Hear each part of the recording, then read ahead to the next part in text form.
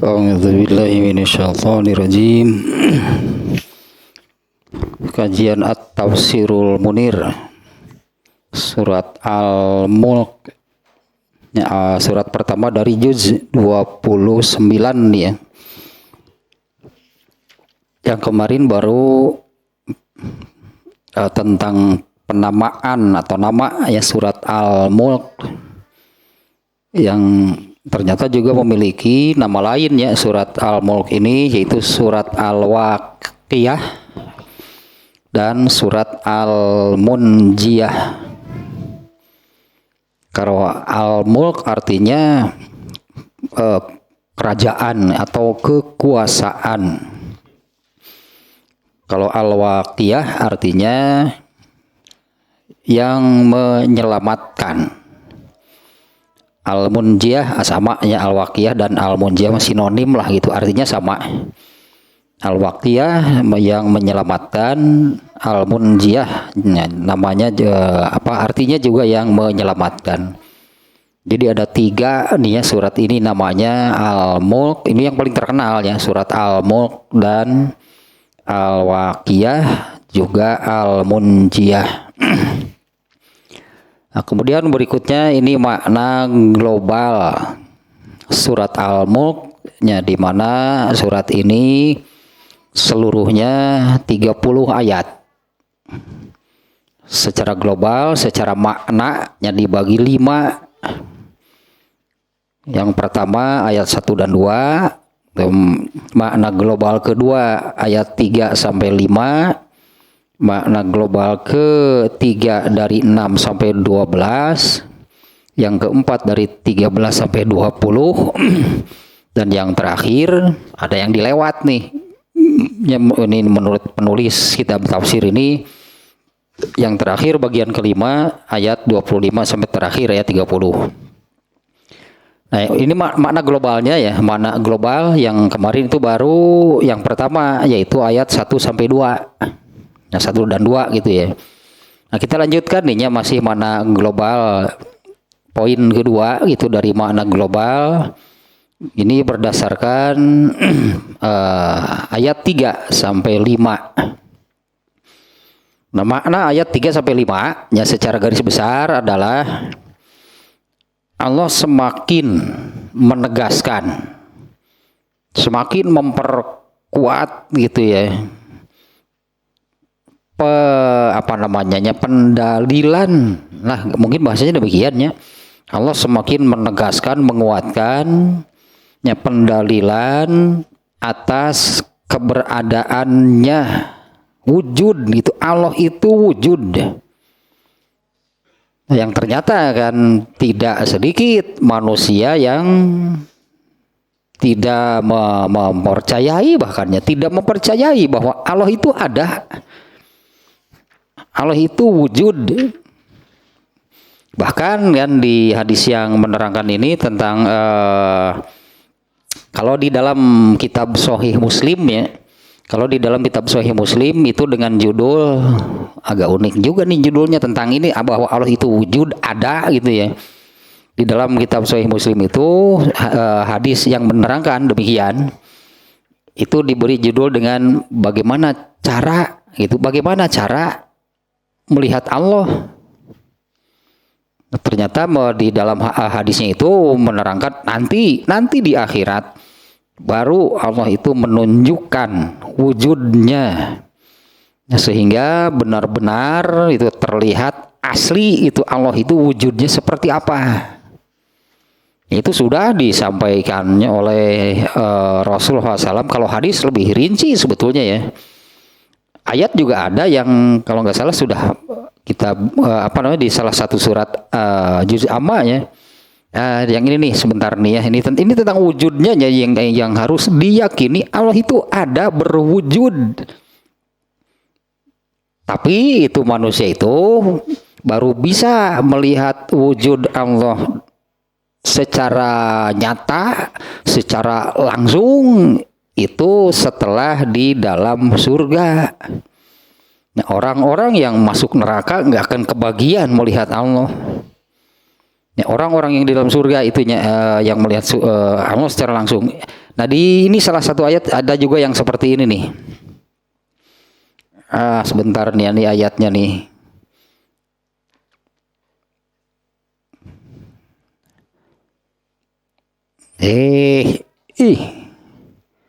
Aduh, namanya ini yang ini nih. Wujuhu yauma idin nadhiroh ila rabbiha naziroh. Sebentar nih, lebar ayat nata itu yang di ayat itu jelasnya menyebutkan pada hari kiamat nanti ada orang-orang yang nadhiroh itu dengan wajah ceria, gembira, berseri-seri, wajah yang nampak gitu ya, penuh kenikmatan. Pasti tergambar kan sejak di dunia saja seperti itu, orang sedang gembira dengan sedang sedih, sedang marah kan beda roman mukanya. Nah di akhirat nanti ada yang seperti ini disebutkannya. Kemana tuh? Ayat apa tuh yang itu tuh? Wujuhu yauma izin nadhiroh ila rabbiha naziroh. Dicari malah nggak ada lagi. Sok poho deui ngaran ayat nama. Surat Abasa-nya, makanya saya ingat itu belum lamanya surat Abasa ayat berapa? Ayat Abasa ayat 38.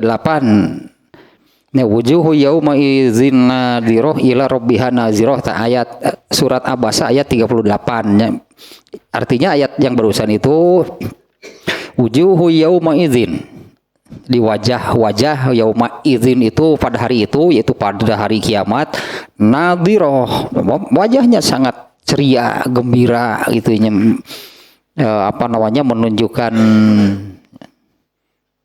kesenangan, senang, nikmat, bahagia, itulah wajah, dari wajahnya kelihatan. Ila rabbiha naziroh, nah mereka itu melihat Tuhannya. Nah kalau di dunia sekarang Allah belum menampakkan diri, bahkan kepada, katakanlah, bahkan kepada Nabi Musa. Ya Nabi Musa gitu yang meminta gitu. Nabi Musa itu minta kepada Allah menampakkan diri itu supaya bisa melihat. Lantaran ini nih umatnya gitu menuntut Tuhan mana Tuhan, sementara sebetulnya sejak zaman Nabi Nuh itu disebutnya Rasul pertama di dunia itu Nabi Nuh. Nah sejak zaman Nabi Nuh ternyata manusia itu ya sampai hari kiamat gitulah disebut jelema mah. Ternyata kan sejak zaman Nabi Nuh, orang-orang yang tidak taat kepada utusan Allah, ya saat itu Nabi Nuh ya, ternyata mereka menyembah berhala. Nah sampai hari ini juga sama sebetulnya. Kalau di dalam Islam itu kan ada ihsan. Nah, di dalam Islam itu ada ihsan, yaitu menyembah Allah seolah-olah gitu kan. Ihsan itu Rasulullah menyebutkan demikian, menyembah Allah seolah-olah kamu melihatnya. Fa in lam takun tarahu fa innahu yaraka, jika kamu tidak bisa melihat Allah, yakinlah bahwa Allah itu melihat kamu. Nah ininya tentang wujudnya di dunia. Bahkan kepada Nabi Musa pernah meminta, nggak bisa, belum saatnya. Rasulullah SAW sendiri waktu Isra Mi'raj gitu kan, dibawa dari bumi melewati 7 lapis langit, bahkan sampai ke ujung alam raya lah gitu, Sidratul Muntaha, ke ujung alam raya ini di mana, bahkan ke surga, ke neraka, tetap tidak melihat Allah. Waktu Allah menetapkan kewajiban sholat itu hanya berupa muncullah tulisan, kemudian dibacakan oleh malaikat Jibril, isinya adalah Allah mewajibkan sholat. Ini kalau jadi selama di dunia gitu ya, manusia itu hanya diberi petunjuk. Ya, manusia hanya diberi clue clues. Manusia hanya diberi petunjuk yang mengarah ke sana gitu, yang mengarah kepada yakin Allah itu ada. Nah kalau wujudnya seperti apa, nggak ada keterangannya. Tapi ada loh yang ini nih, ketemu nggak aja hadisnya ini. Kalau nggak ketemu sekarang jadi durasi lama. Ini Hadis yang ini saja nih, misalnya ini mungkin masih ingat nih. Neraka itu penuh sesak. Itu kan, neraka itu penuh sesak. Setiap kali itu ada yang dilemparkan ke dalam neraka, kan neraka itu terus menantang minta tambah. Neraka abong gedenya jelema pada leutik. Alungkeun jelema ka neraka, dieu ya keneh teu. Abong leutik jelemana. Tapi ketika Allah memasukkan sebelah kakinya, memasukkan kakinya lah gitunya. Kalau nggak salah memasukkan sebelah kakinya, oh ternyata Allah berkaki. Ada juga hadis yang menerangkan yang ini nih. Nanti kan di mahsyarnya, di mahsyar itu kan manusia akan dikumpulkan, dipisah-pisahkan lah gitunya berdasarkan sembahannya masing-masing. Nah, orang-orang yang menyembah Allah, nah Allahnya mana gitu kan, mereka ya kalau yang menyembah Lata Uja, si Ata jeung si Uja, grup eta lah. Grup penyembah berhala, nanti berhalanya dihadirkan berbaris nih penyembahnya. Ya, pokoknya semuanya yang semua manusia itu, dari semua manusia itu akan dipisah-pisahkan itu sesuai dengan sembahannya masing-masing, dan perintahnya memang demikian. Ikutilah apa yang kalian sembah ketika di dunia. Nah, yang menyembah Allah mereka kan tidak melihat, tidak menemukan Allahnya mana. Dulu kami menyembah Allah, Allahnya mana? Nah, ternyata kemudian ada hadis yang seperti ini nih. Jadi saya bacanya hanya sekilas nih ya. Begitu Allah memperlihatkan betisnya, barulah mengenal, oh iya ini Allah. Allah gaya bitisan ini kan. Entah, jangan dihayal, nggak boleh, jangan. Ada hadis yang menerangkan demikian lahnya. Kemudian hadis yang ini juga kan, ini tentang ininya sesuai dengan ini, wujud Allah itu asli, benar, ada gitu kan. Di antaranya hadis yang ini juga nih yang menerangkan bahwa orang yang penghuni surga yang di penghuni surga yang paling rendah, surga yang paling rendah itu bisa melihat Allah, dampal kakinya itu pun dari jarak 1000 tahun perjalanan.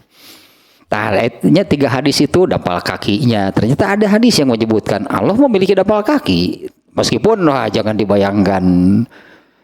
Ya, dampal kaki yang bisa kita bayangkan mau jauh atuh kan, dampal kaki urang sorangan kieu dampal kaki mah.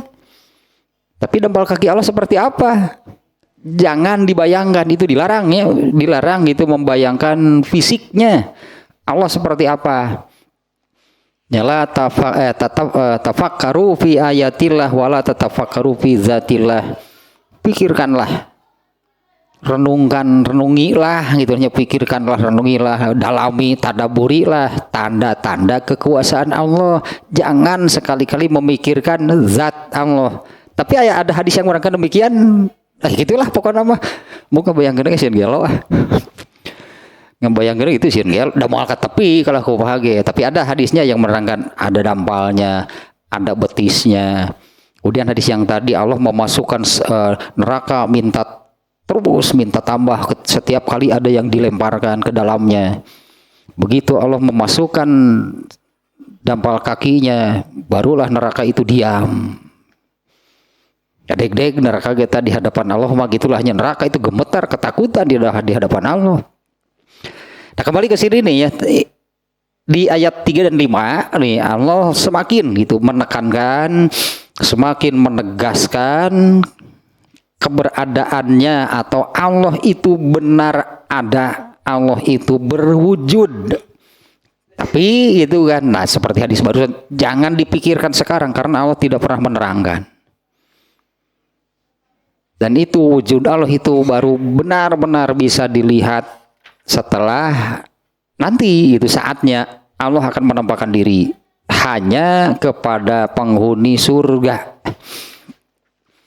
Karena menurut satu hadis yang ini kan ada sahabat yang suka berpakaian mahal, suka pakaian yang bagus, dia suka berpenampilan yang rapi, elegan, berkelas gitulah. Sahabat beda-beda geningan. Ada yang suka demikian.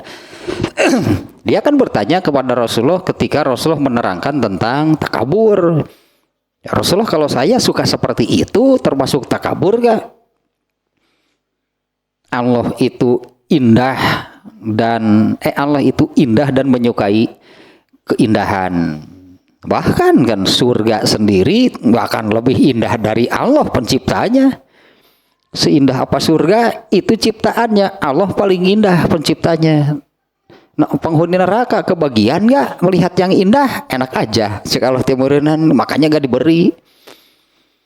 Karena melihat Allah itu nikmat, melihat Allah itu kenikmatannya. Dan Allah tidak, jangankan melihat Allah yang itu lebih dari surga. Surganya saja sudah Allah haramkan bagi mereka.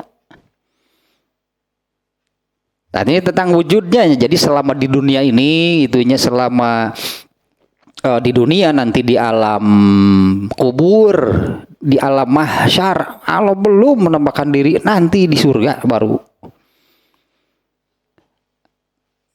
Nah, selama di dunia katakanlah ini ya itulah Allah hanya memberi petunjuk-petunjuk yang banyak sekali gitu ya, agar meyakinkan kepada manusia bahwa Allah itu benar-benar ada.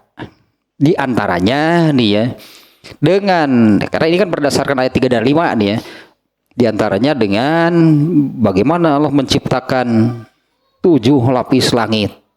Masa jadi dengan sendiri, masa muncul sendiri. Dari tidak ada kemudian jadi ada langit itunya, tanpa ada yang menciptakan, tanpa ada yang mengadakannya, itu mustahil. Nah, padahal akal manusia tadinya akan sampai kepada hal tersebut. Kalau benar itu manusianya mau menggunakan akalnya, akal manusia itu akan sampai kepada kesimpulan demikian. Intinya mustahil alam raya ini jadi dengan sendirinya. Itu akal akan menolak demikian.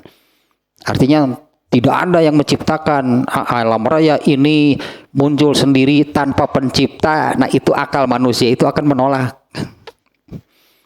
Nah, itulah yang Allah tunjukkannya kepada manusia. Itu selama di dunia Allah menunjukkan, menekankan, menegaskan tentang keberadaannya dengan cara bukan menampakkan diri kan, bukan memperlihatkan diri, menampakkan diri, tapi dengan menunjukkan bukti, itulah bukti-bukti, dalil-dalil.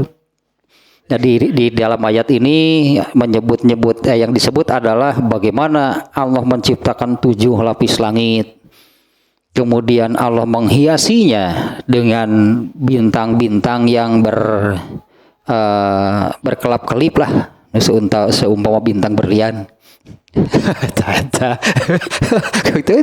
gitu, langit pada kupandang langit penuh bintang bertaburan.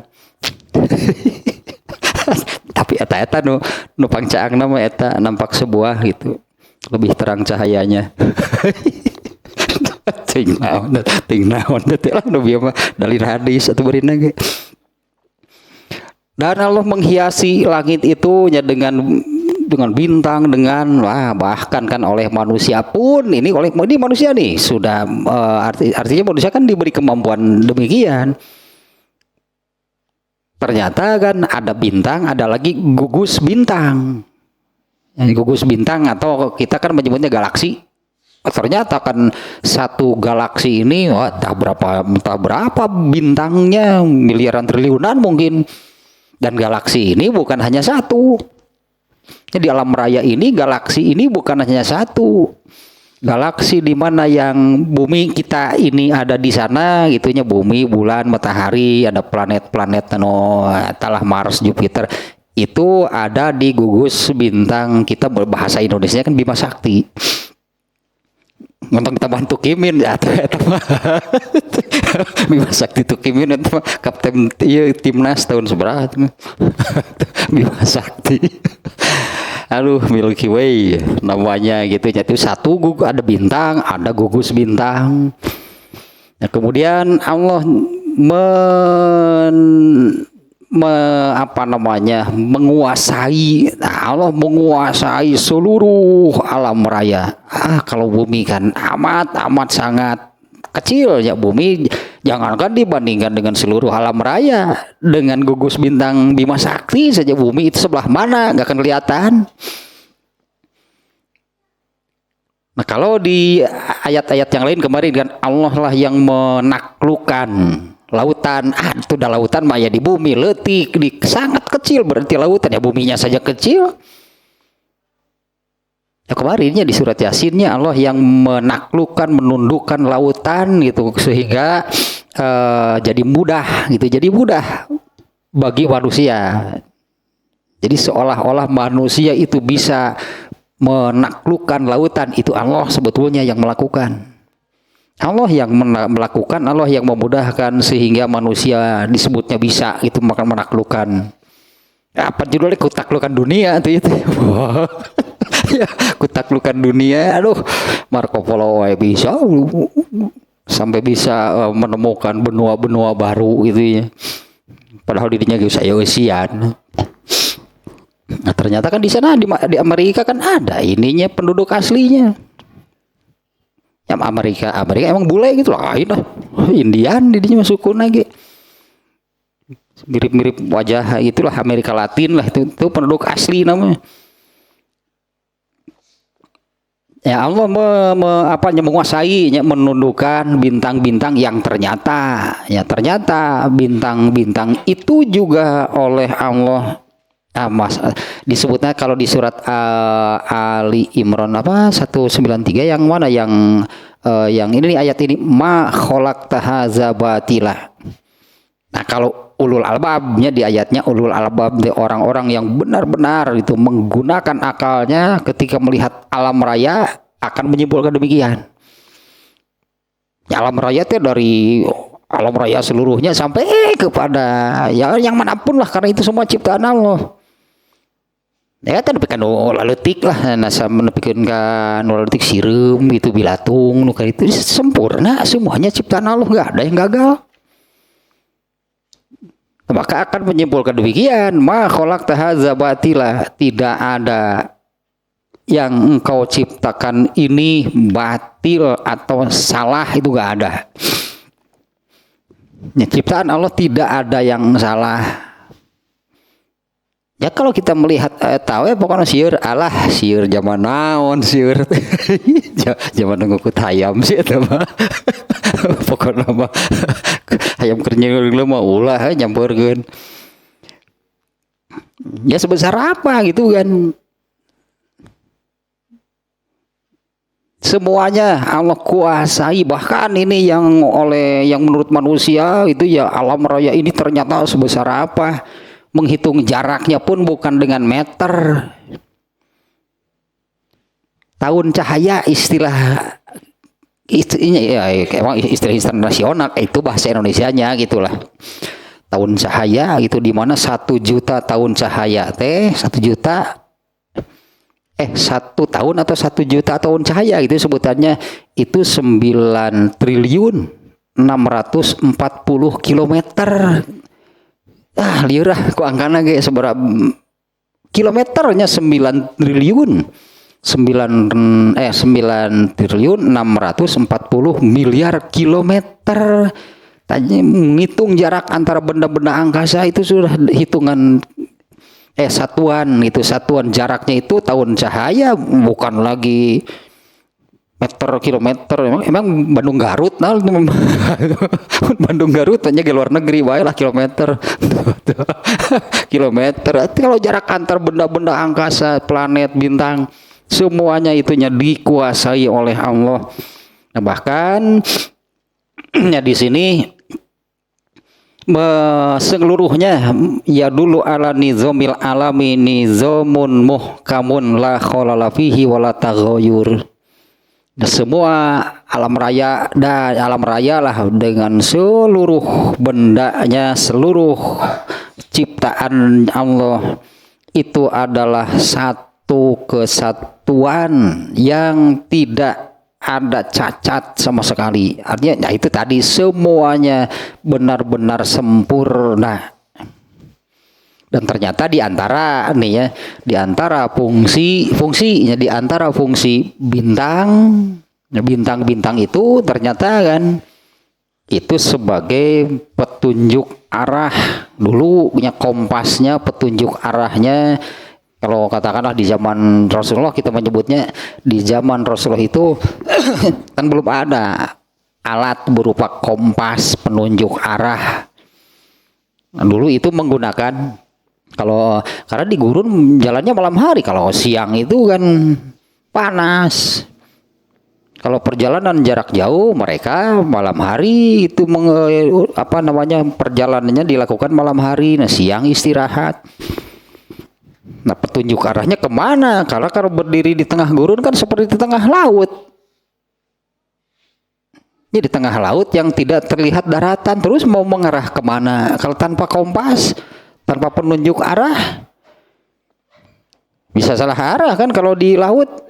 Bukannya mendekati daratan, malah menjauhi, terus ke mana? Terus ke mana? Ke tengah samudra. Hakan niku hiu tah. Allah menundukkannya daya, dan ini seluruhnya menunjukkan alam raya ini boleh disebut artinya menjadi sebagai satu kesatuan gitunya, yang semuanya itu tidak ada yang berbenturan, tidak ada yang bertentangan. Jadi semuanya disebutnya sinergi lah gitunya, satu kesatuan itu yang disebut alam raya. Itu semuanya itu dikuasai. Nah, bahkan kan dengan ayat ini kan di awal Al-Fatihah itu kan alhamdulillahi rabbil alamin. Allah lah rabbul alamin, seluruh, berarti ya seluruh alam raya. Arti rabbul alamin itu kan yang menciptakan, yang memberi rezeki itu, dan yang mengatur serta memelihara seluruh alam raya. Nah, itu poin kedua, ayat 3 sampai 5 kurang lebih demikian itu garis besarnya. Kemudian poin ketiga nih dari ayat 6 sampai 12. Nah, ini ayat ini menunjukkan beberapa gitu. Allah menyebut atau menunjukkan beberapa tanda-tanda kemahakuasaannya. Mungkinlah kalau ini poin ketiga gitunya. I'dadu azabi jahannam lil kafirin. Allah sudah menyiapkan siksaan di neraka jahanam bagi orang-orang yang durhaka. Terutama kafirnya di sini sebut kafir pasti durhaka. Ya, Allah sudah menyediakan, Allah sudah menyiapkan siksaan di neraka bagi orang-orang kafir.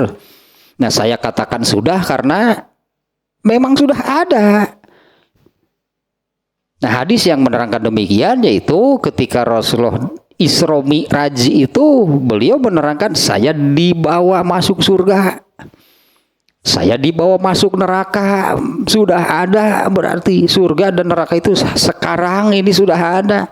Nah, bukan hanya sekarang kan, bahkan surga itu kan Nabi Adam asalnya di dalam surga.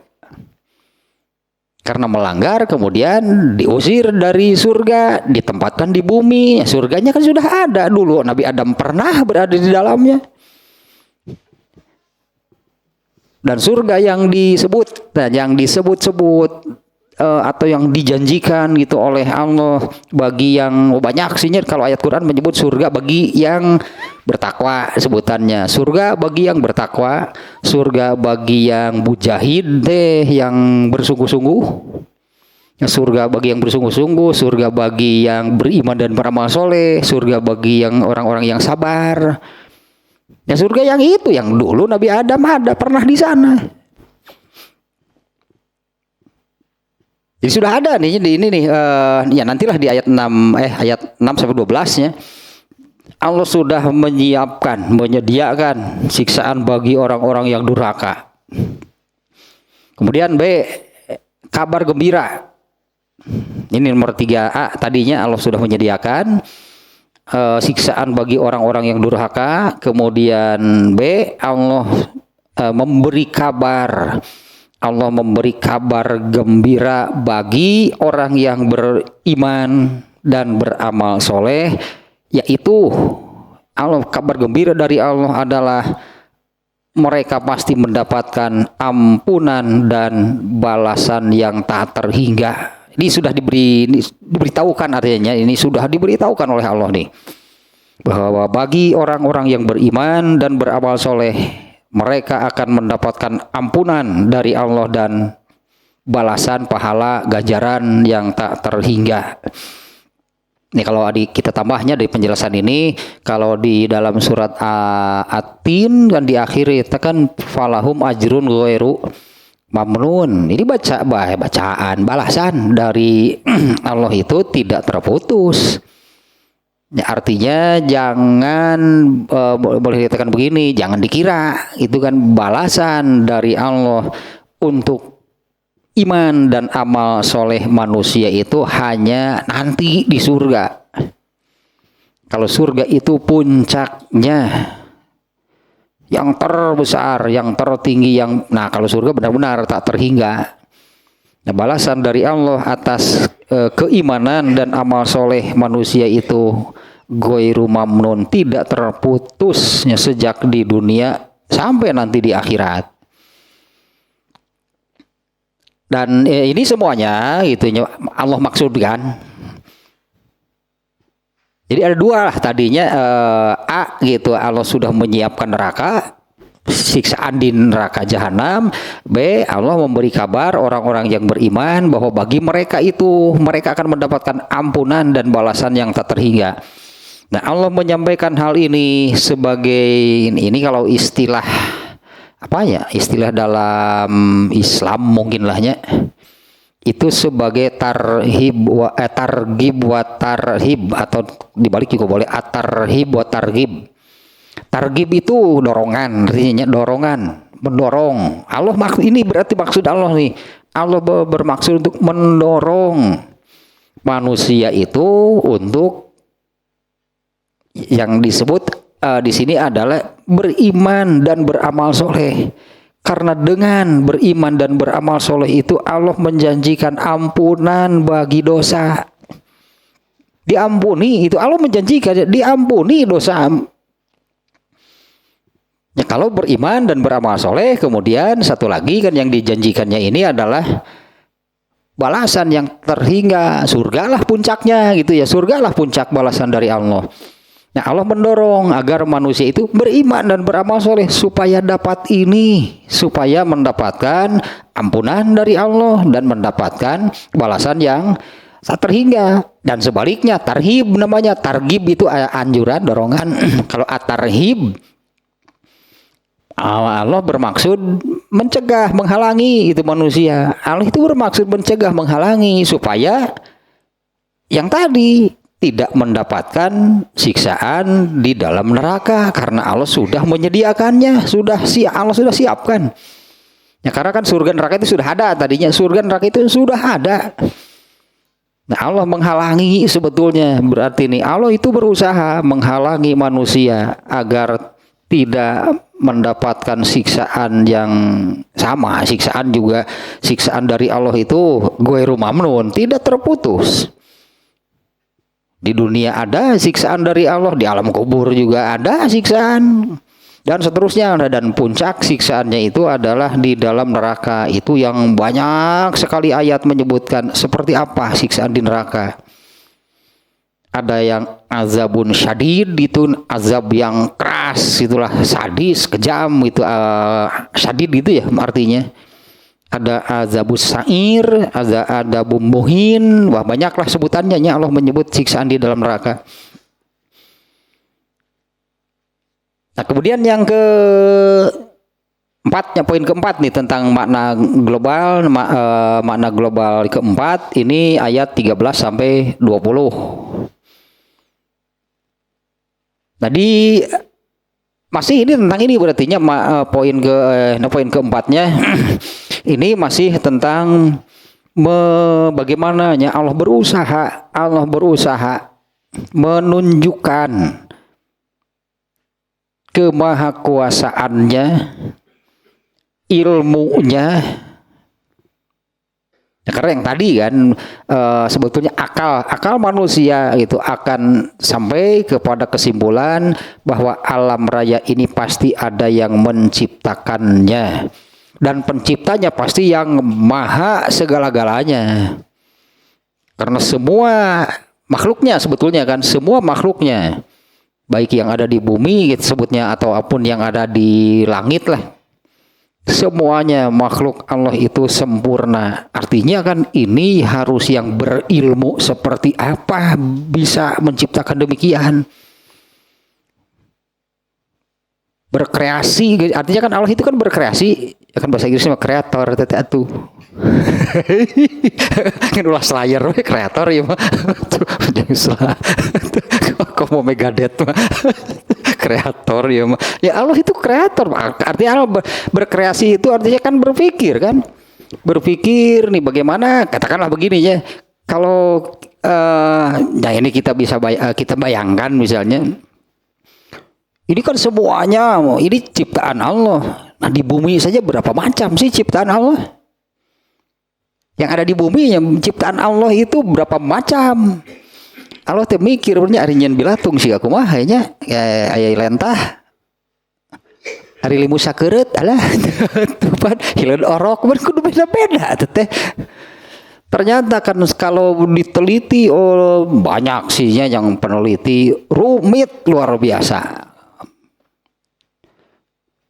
Rumit ya, tapi nantilahnya ini saya ini ada ini nih di dalam Al-Qur'an itu ayat 26 Al-Baqarah di sana Allah menyebut nyamuk. Innallaha la yastahyi ayadriba masalama ba'udatan.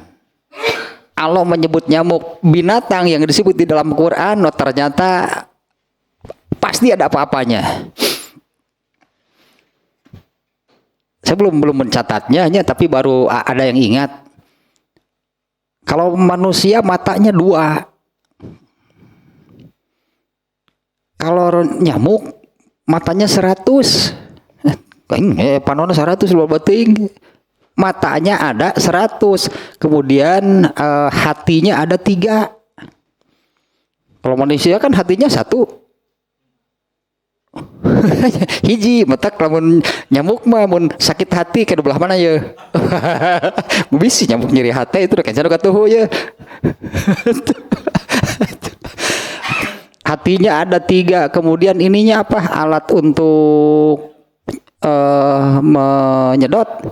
Ternyata itu ada 6. Yang 2 berupa ujungnya itu pisau untuk menyayat. Nah, kemudian yang lainnya, nah itu baru sedotannya.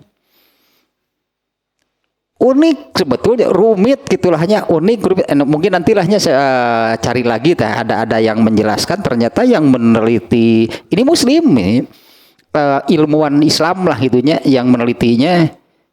Dia menelitinya berdasarkan kenapa Allah menyebut nyamuk itu di dalam ayat Al-Quran.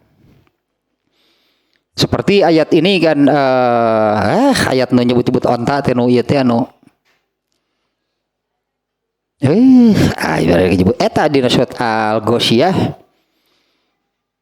afala yanzuruna ila samai kaifa khuliqat wa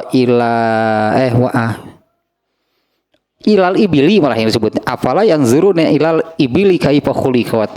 Tidakkah mereka perhatikan artinya coba teliti, tidakkah mereka meneliti bagaimana unta diciptakan?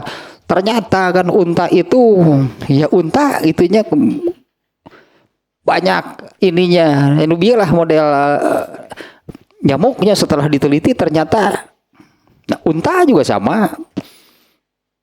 Kenapa gitu unta disebut secara khusus? Ternyata itulah unta mah. Eta reunggit panon 100 balbot teuing geuning rugi teh nya panon 100 eta hatena 3. Mun urangnya nyeri hate picun hiji. Nyeri hate oge picun lah lu nyeri nama. Tinggal 2. Masih ada jatah 1 lagi sakit hati. Lamun geus 3 kali nista maja utama hese eta mah. Jadi ya, yang keempatnya Allah di sini juga berusaha menunjukkan ini semuanya kan meyakinkan itu bahwa Allah itu maha, intinya jadi maha segala-galanya. Maha segala-galanya itu yang kemudian katakanlah dideskripsikan dalam satu kalimat yang kemudian Allah tetapkan ini pasti jadi sering disebut oleh manusia, yaitu di dalam sholat memulai dengan mengucapkan Allahu Akbar. Allah maha besar. Besar apanya? Nah, segala-galanya. Itu berarti segala-galanya Allah itu maha besar. Nah, itu Allah itu ingin menekankan. Jadilah yang diberikan oleh Allah itunya ketika di dunia mah ya tahu ya, nah dalilnya, tanda-tandanya. Di antaranya di ayat ini bahwa Allah sudah memberitahu bahwa Allah mengetahui apa yang dirahasiakan oleh manusia, apalagi yang ditampakkan apalagi yang ditampakkan. Bahkan kan di Al-Baqarah 284-nya Allah sudah menyebutkan intublu ma fi anfusikum, jika kalian munculkan apa yang ada di dalam hati, dimunculkan, dikeluarkan, artinya jadi amal anggota badan, baik ucapan atau perbuatan. Autukhfuhu, atau kalian tetap simpan di dalam hati, yuhasibkum bihillah, pasti dihisab karena Allah tahu apa yang ada di dalam hati. Dan akan menghisabnya, apa yang di dalam hati akan dihisab. Ayat barusannya yuhasibum bihilam, pasti dihisab, mau kalian ungkapkan, keluarkan jadi amal perbuatan anggota badan atau tetap kalian simpan di dalam hati, itu akan dihisab. Ayat lain juga banyaknya yang menyebutkan, diantaranya yang ini innallaha alimum bizatis sudur. Allah maha mengetahui apa yang ada di dalam hati, tidak ada yang tersembunyi bagi Allah. Ini sudah Allah ungkapkannya di ayat ini nih, ayat 13 sampai 20. Allah mengetahui apa yang dirahasiakan oleh manusia ataupun yang diungkapkan. Kemudian Allah juga yang menciptakan.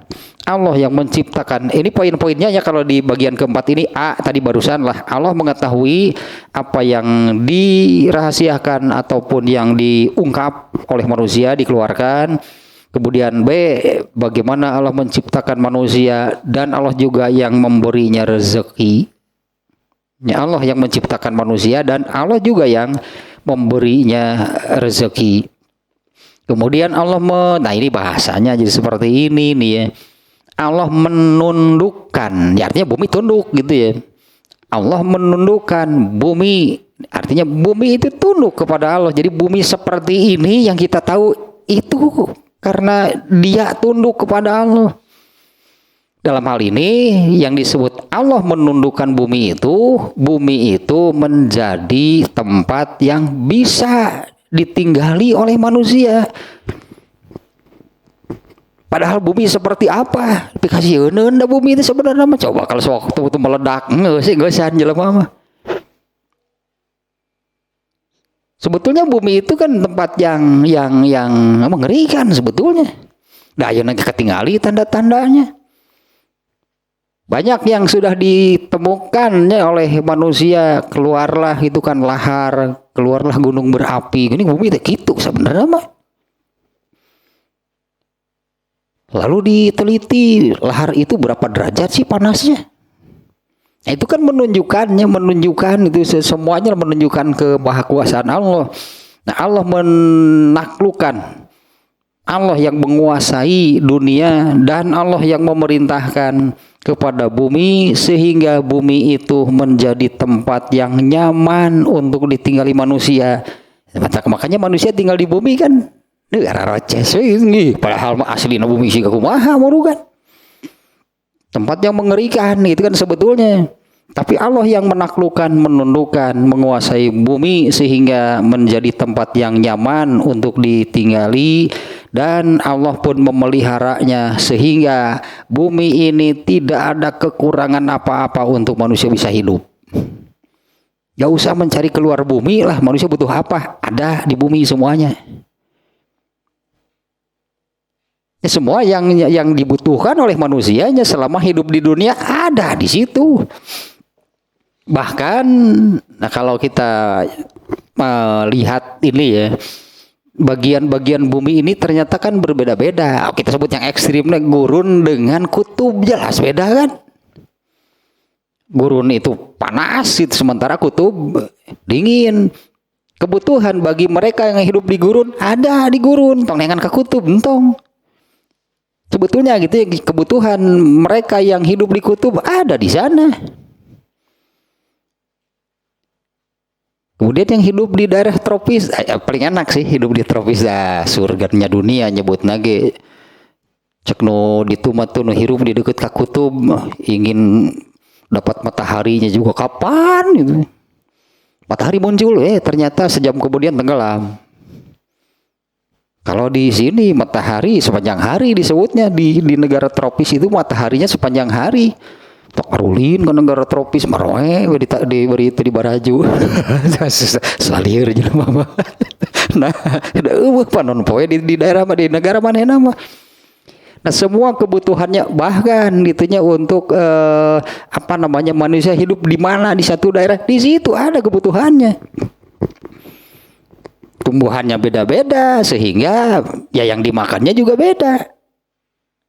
Nah, kalau kita yang hidup di sini tapi ingin makan seleranya ala Eropa, sangu di dia malah nih, sangu di dia mah teknanawan ge di sanguan, ya itulah. Ya itu Allah yang sudah menundukkan itu dan menyediakan tanya. Allah yang menundukkan dan memelihara dunia ini sehingga tidak ada kekurangan. Semua kebutuhan manusia itu lengkap ada di dunia. Bisir atuh rek nang dahareun ka mana? Dengan dahareun ka planet Jupiter eueuh itu mah dahareun geus di dieu sangu. Geus eta sangu lah. Pokona mah. Kemudian yang D-nya tadi A, Allah mengetahui ilmu, Allah mengetahui yang dirahasiakan dan yang diungkap. Kemudian B, Allah menciptakan dan memberi rezeki. Kemudian C, barusan Allah menaklukkan menguasai dunia sehingga menjadi tempat yang nyaman untuk ditinggali manusia serta Allah melengkapi itulahnya dunia ini dengan melengkapi dengan semua kebutuhan atau yang dibutuhkan oleh manusia. Bahkan karena disebutnya kan yang memberi rezeki kan Allah. Nah, bahkan itu hari ini manusia miliaran dah dengan rezekian mah. Dan semua yang kebutuhan manusia itu sudah Allah lengkapi. Semuanya ada di dunia, di bumi ini.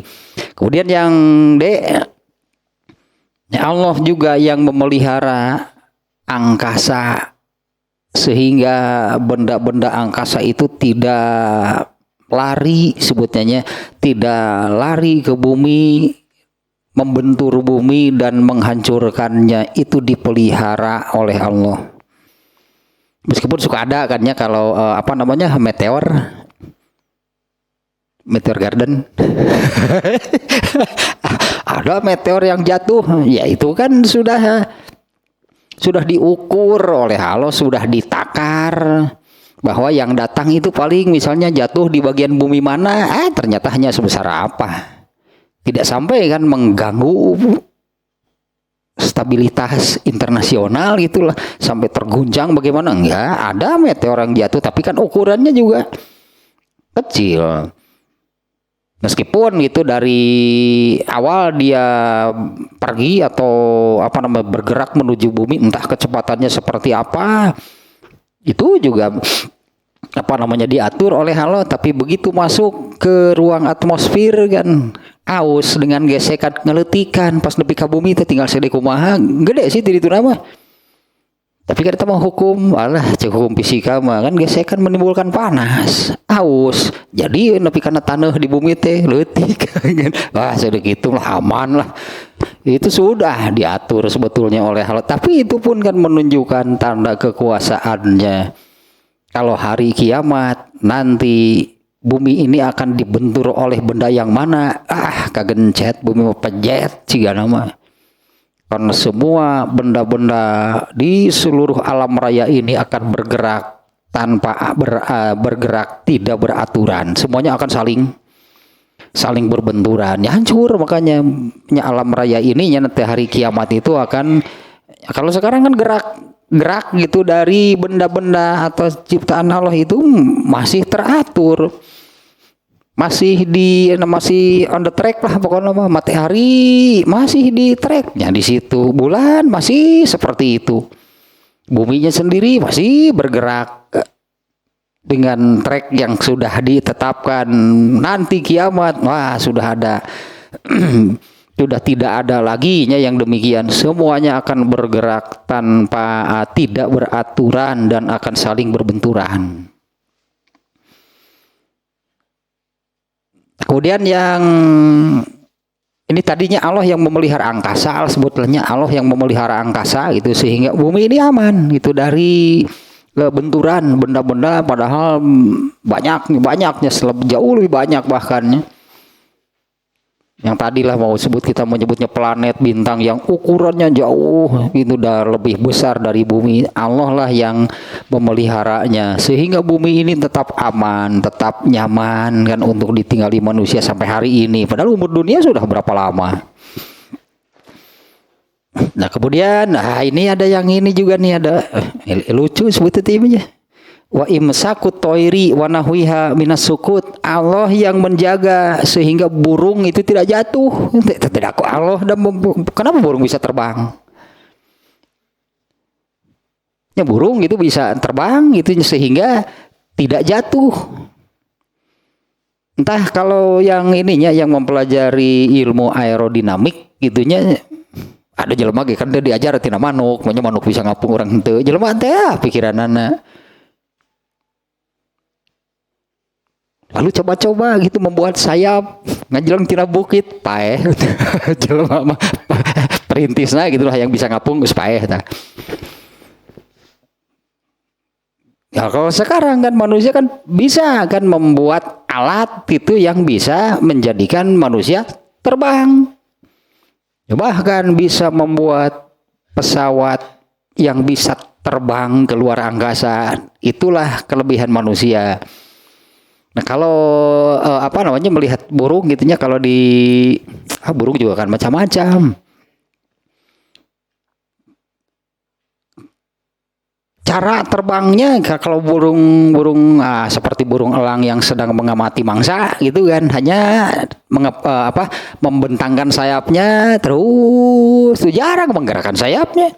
Kalau sudah demikian, ada burung yang suka migrasi ribuan kilometer, ternyata terbangnya bisa berbulan-bulan.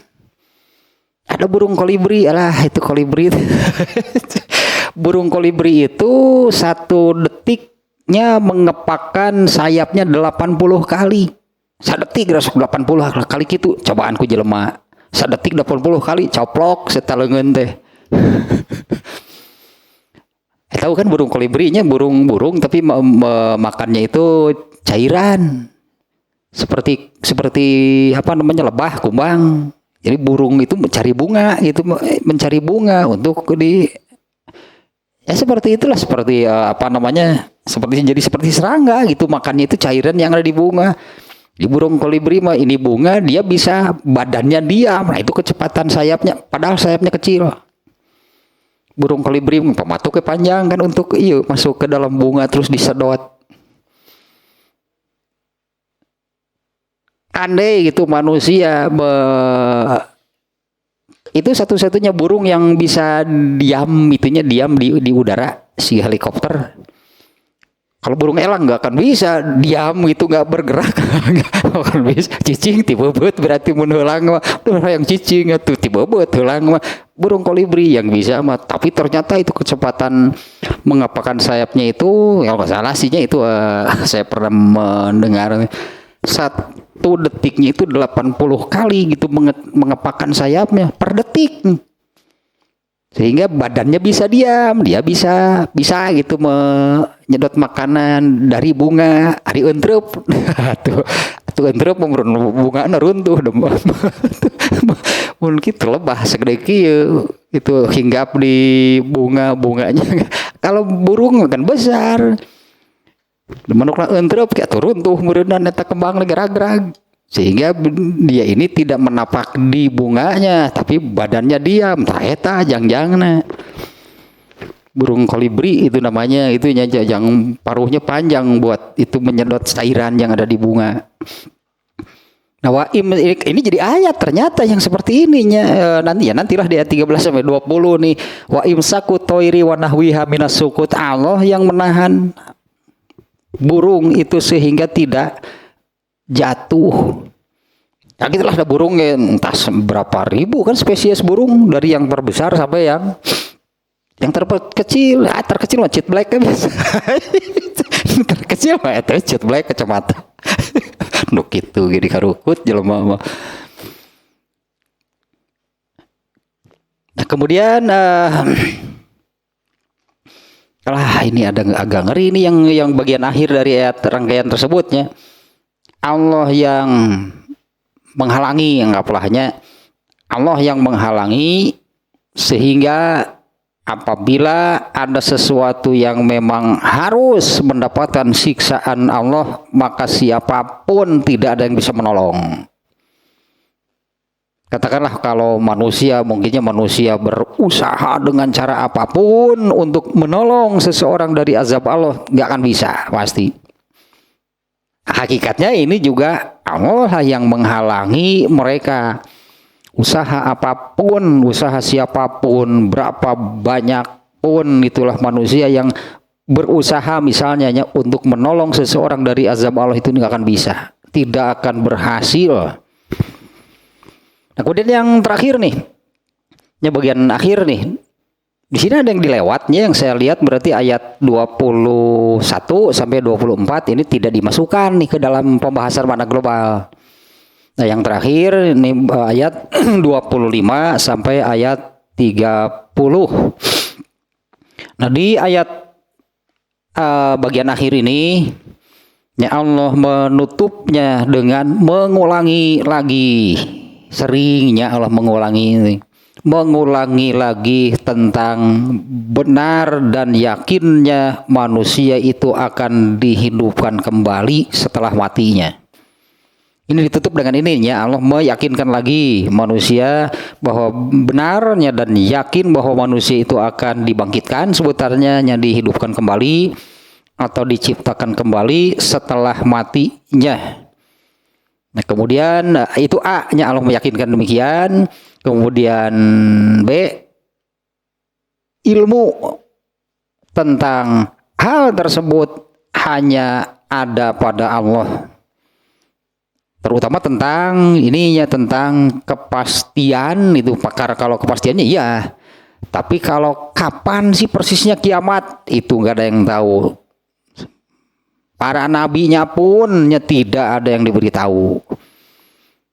Makanya ketika Rasulullah ditanya kan oleh malaikat Jibril, sebetulnya ini kan yang bertanya kapan kiamat, Rasulullah menjawab secara diplomatis, yang ditanya tidak lebih tahu dari yang bertanya. Padahal ini malaikat Jibril nih. Artinya kan malaikat Jibril nggak tahu kapan kiamat. Rasulullah sebagai nabi, sebagai rasul, sebagai utusan Allah juga tidak tahu. Karena memang sudah harus sampaikan sebetulnya di salah satu ayat itu surat Luqman 33-34. Innallaha indahu ilmus sa'ah.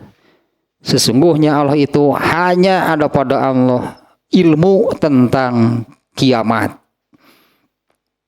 Terutama itu soal waktunya, itu kiamat itu kapan. Kita sering itu mendengar orang bicara kiamat sudah dekat, kiamat sudah dekat. Wah, dekat iraha. Tiba lagi sedekat kiamat mah, ada dekat tiba lagi.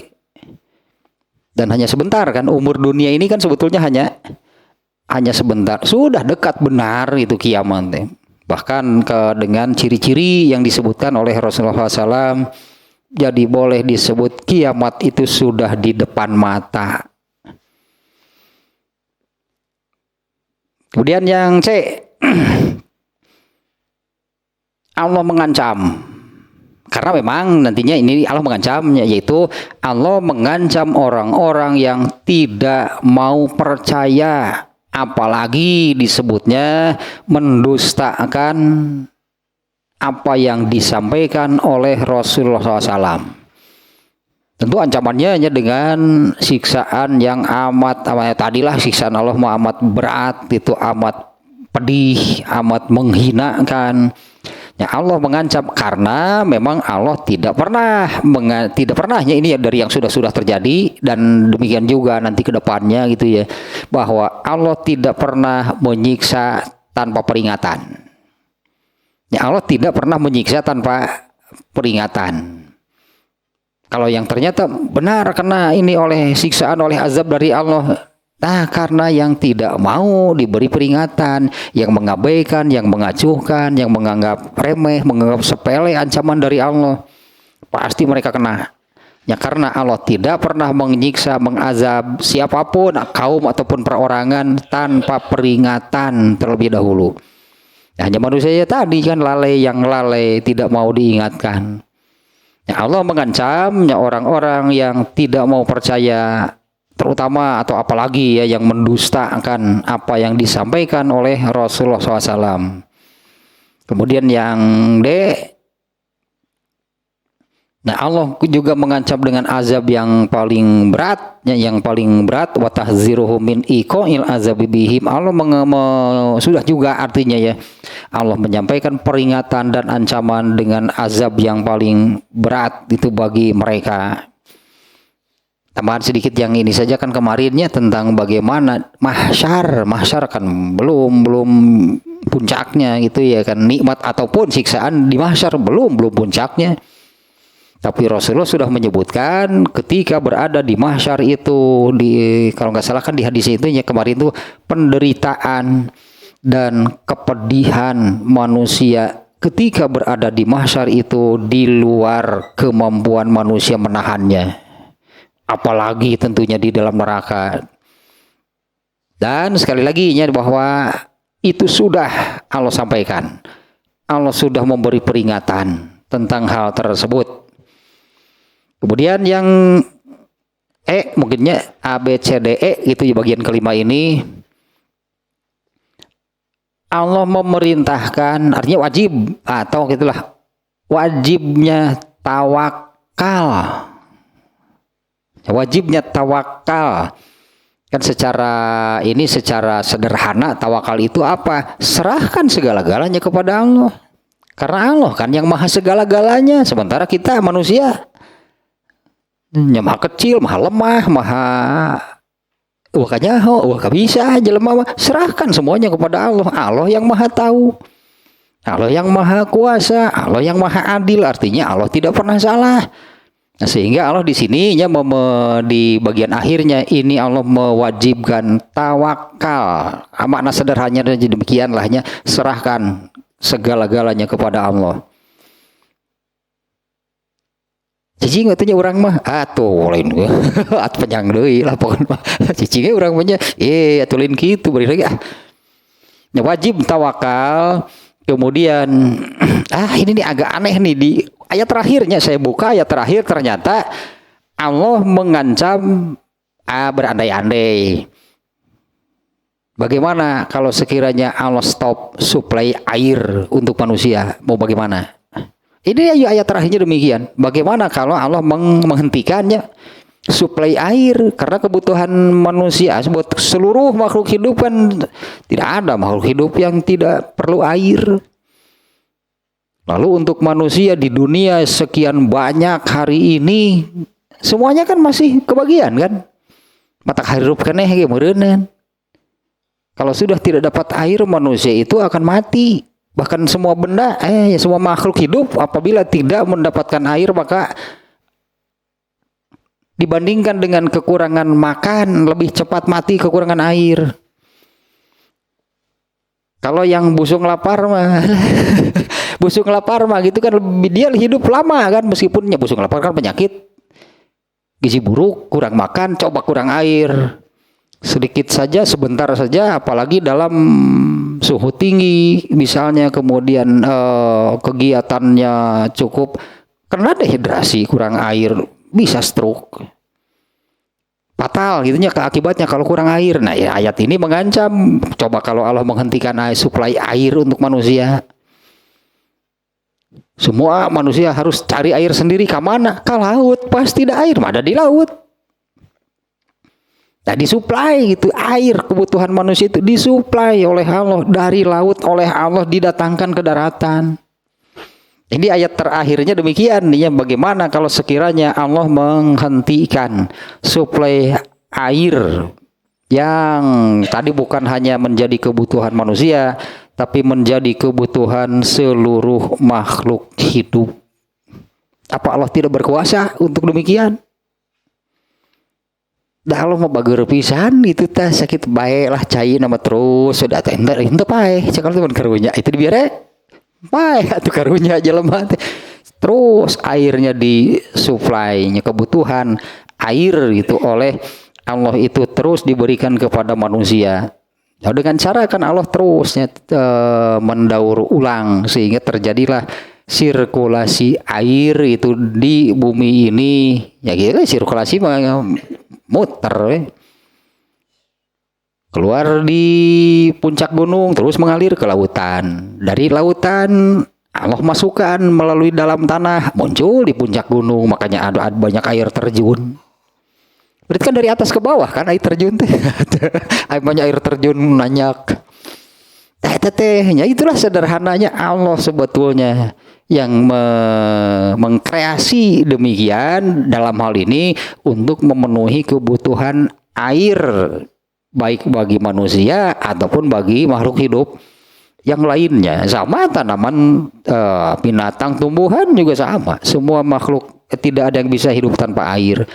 Ayat berarti ini juga yang tepakuraneun. Coba kalau benar Allah menghentikan suplai air, terus kita bagaimana?